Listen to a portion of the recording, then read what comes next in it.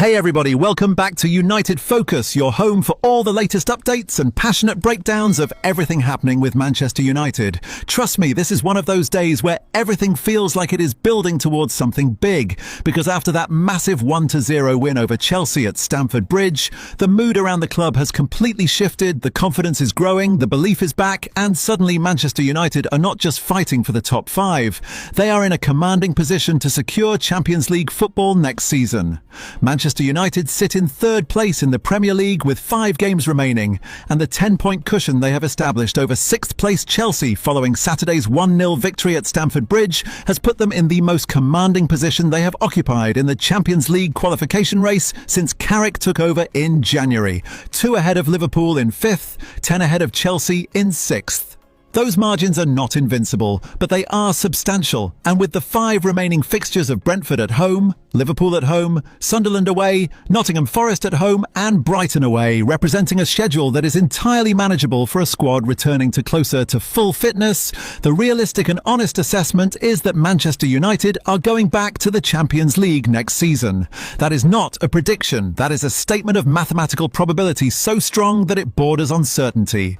And the implications of that return to Europe's Premier Club competition for everything that follows this summer, the recruitment, the permanent manager appointment, the ability to attract elite talent, cannot be overstated.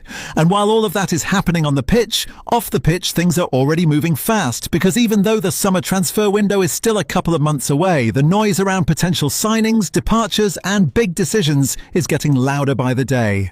Now let us talk about Cristian Romano, because this transfer link is one that deserves serious attention, rather than being dismissed as idle summer speculation. Caught Offside reported this week that Tottenham Hotspur are willing to listen to offers for their Argentine centre-back this summer, with the London club valuing him at up to £65 million. Manchester United are named among the potential destinations alongside Atletico Madrid and Real Madrid, which immediately tells you this is a player operating at the highest possible level of European interest rather than a mid-tier target being floated to generate headlines. Romano is 27 years old and is one of the most physically imposing and most technically accomplished centre-backs in the Premier League. His combination of aggressive defending, his ability to win aerial duels, his reading of the game and his experience of performing at the highest level, including with Argentina at international level, makes him exactly the profile of centre-back that United's rebuild demands. The defensive crisis of recent weeks, with Maguire suspended, Martinez suspended, De Ligt still unavailable since November, and teenagers being asked to fill in against Chelsea and Leeds in some of the most important matches of the season, has demonstrated beyond any reasonable doubt that United need to add genuine quality and genuine reliability in the centre-back positions this summer. And Romano represents exactly that quality at a price that, while significant at £57 million, represents fair market value for a player of his calibre and his age. Carrick's 4-2-3-1 demands centre-backs who are comfortable on the ball, who can step into midfield when the opportunity presents itself, and who carry the physical authority to organise and lead the defensive unit through the high-pressure moments that Champions League and title-challenging football consistently produces. Romano fits every one of those requirements, and a partnership between Romano and Leny Yoro would give United one of the most exciting and most potentially dominant defensive combinations in European football for the next 5 to 7 years. Whether United can beat the Spanish giants to his signature will depend on the financial commitment they are prepared to make and the attractiveness of the Champions League project they are able to present to a player who has genuine options at clubs of Real Madrid and Atletico Madrid's stature. The Edison story is one that Fabrizio Romano brought to the attention of the football world this week, with a specific and detailed explanation of why the Atalanta defensive midfielder represents an opportunity that United should be actively exploring. And Romano's analysis is worth examining carefully, because it identifies a specific set of circumstances that could allow United to sign a genuinely elite player at a price point that is significantly below the £100 million territory that other midfield targets are demanding. Edison is 26 years old and has been one of the most impressive and most consistent defensive midfielders in Serie A over the past several seasons, providing Atalanta with the kind of disciplined and intelligent base in front of the defence that allows the more creative players around him to express themselves freely. Atletico Madrid have had a personal terms agreement with the Brazilian since February or March, but have been unable or unwilling to meet Atalanta's asking price of €45 million, creating a standoff that has opened the door for Premier League clubs to enter the conversation. Romano confirmed that Premier League clubs are already calling and monitoring the situation, and specifically noted that United were tracking Ederson when Amorim was still in charge, with the player always being appreciated by people at the club, even across the managerial change. The financial structure of a potential Ederson deal is what makes Romano's specific recommendations so compelling in the context of United's summer planning. His contract runs until 2027, meaning any buying club has 2 years before facing a potential free transfer, which gives Atalanta a degree of leverage, but also prevents them from demanding the absolutely premium fees that players with longer contracts command. His salary is described by Romano as not crazy, meaning the total financial package of transfer fee, wages and commissions represents genuinely good value for a player of his quality. Romano's precise framing was that you can get a very good player on a normal price in terms of the full package, which for a club spending £200 million or more this summer is exactly the kind of intelligent and efficient recruitment that separates good transfer windows from great ones. The question of how Ederson fits into Carrick's midfield system alongside the other targets being pursued is an interesting one. He is specifically a defensive midfielder, a holder rather than a progressor, and his profile complements rather than duplicates the profiles of Anderson and Mainu.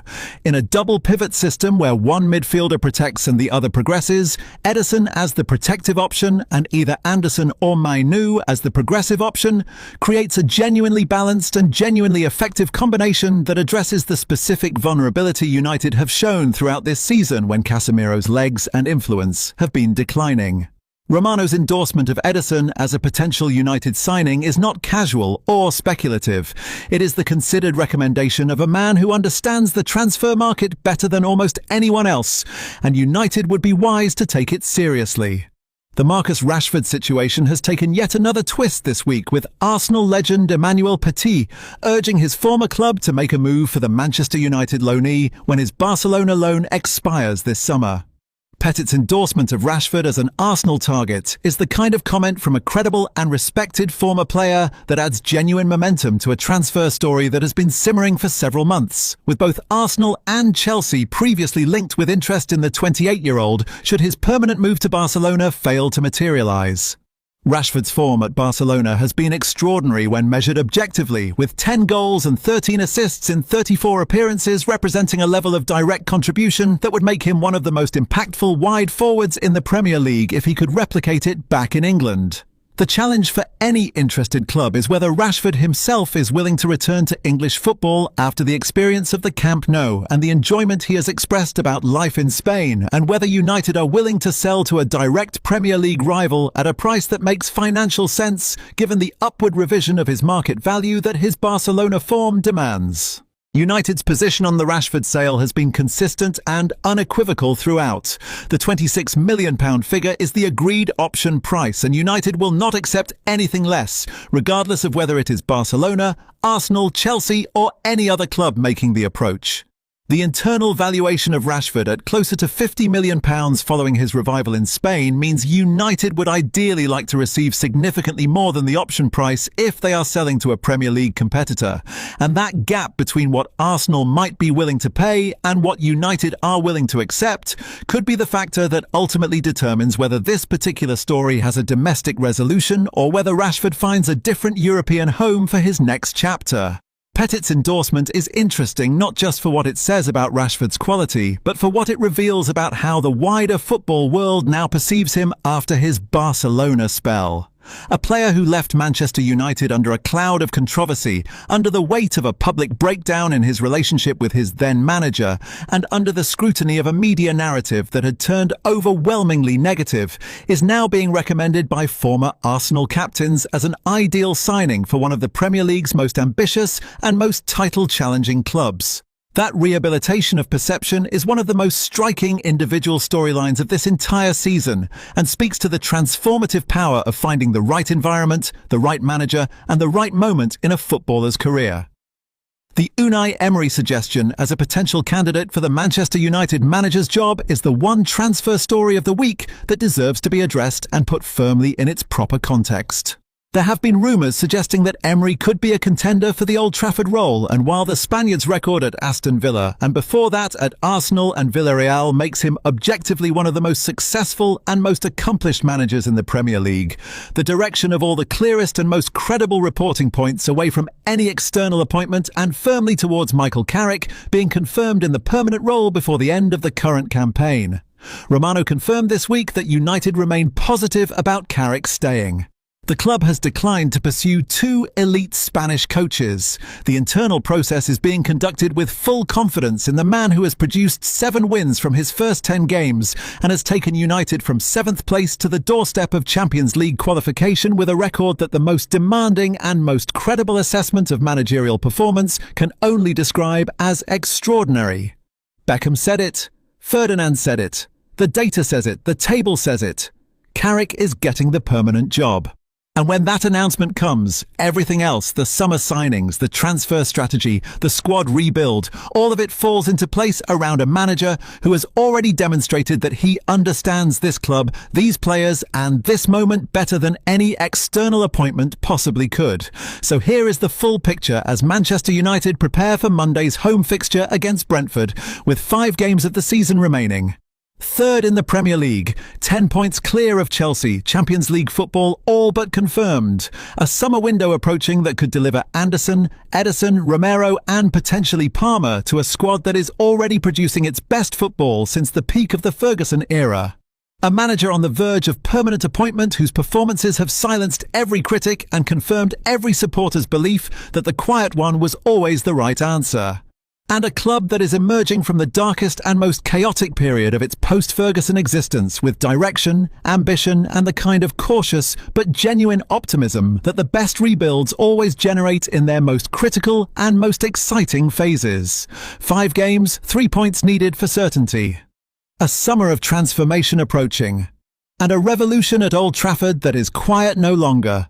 Manchester United are back. And the story is only just beginning. Fabrizio Romano confirmed this week that United are in conversations for Anderson, and crucially that they believe a deal is possible, backing Team Talk's reporting that United had intensified their pursuit of the Nottingham Forest and England international midfielder. Romano was characteristically measured but unambiguous, acknowledging that Manchester City have already had proactive discussions with Anderson's representatives and are currently leading the race, but making equally clear that United have absolutely no intention of stepping aside until a deal is formally agreed and completed. The argument United are making centres on Champions League football. Romano specifically highlighted this factor, noting that United believe the opportunity to offer Champions League football could be important in closing the gap on City in this race, and that assessment is entirely correct. For a 23-year-old English midfielder at exactly the stage of his career, where European football represents both a sporting aspiration and a commercial opportunity. The difference between playing Champions League football at Old Trafford and not playing it at the Etihad could be decisive in how Anderson ultimately weighs his options when the moment of final decision arrives. Nottingham Forest's valuation of close to £100 million is the number that every interested club needs to be prepared to meet, and Forest's ambition to break their own transfer record set by the £55 million Elanga sale means there will be no discount offered, regardless of how the player's own preferences develop. Romano made the financial battle the central issue, saying clearly that what can make the difference is the negotiation with Forest, that whoever pays what Forest want is the club that gets Anderson. That is a message aimed directly at both Manchester clubs and their respective Ineos and Sheikh Mansour-backed ownership structures, and the response from Old Trafford to that challenge will define whether United are truly ready to compete at the very top of the summer transfer market. What Anderson would bring to this squad is exactly what every honest assessment of United's midfield needs has identified. 23 years old, 7 England caps, the energy, the dynamism, the box-to-box mobility, the ability to drive forward and cover ground and bring physical robustness to central areas that the squad has consistently lacked. Alongside Kobbie Mainoo in the double pivot that Carrick's system demands, Anderson would give United a midfield partnership with a combined age of 44 and a combined energy level that could sustain the intensity of Champions League football and Premier League title challenging for the next 5 to 7 years. Landing Anderson this summer is not just a transfer, it is the foundation of the next era. Moving on Saturday night, because what happened at Stamford Bridge deserves to be understood in its full and proper context before we get into anything else. 1 shot on target, 1 goal, 3 points, and 10 points clear of Chelsea in the Champions League race. That is the story of Manchester United's visit to Stamford Bridge, and in many ways that